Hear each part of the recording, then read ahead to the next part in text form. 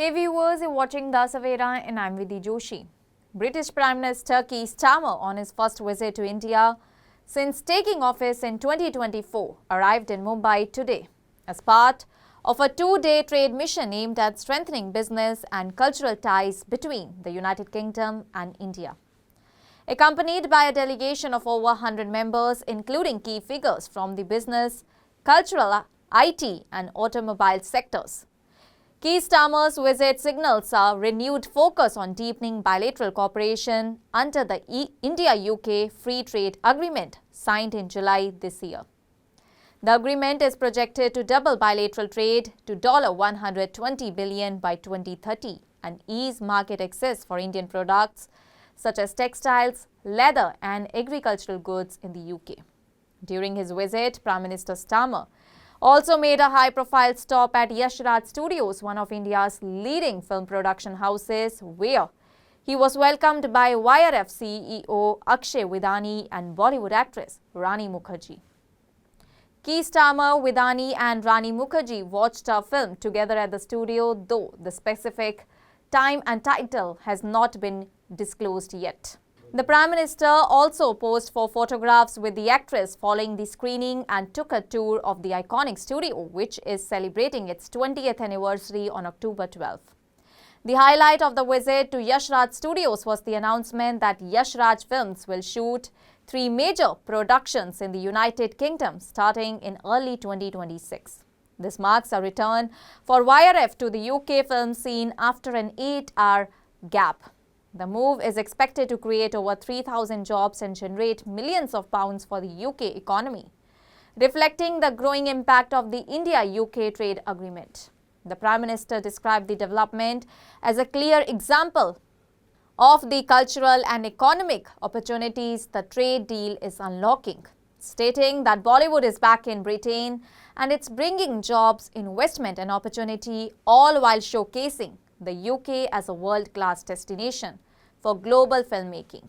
This is exactly the kind of partnership our trade deal with India is destined to unlock. YRF CEO Akshay Vidani echoed the sentiment, emphasizing the emotional and historical connection the studio shares with the UK.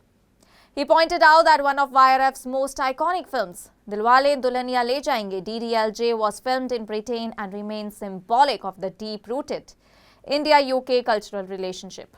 Vidani also announced that the studio is currently producing an English stage adaptation of DDLJ titled Come Fall in Love in the UK.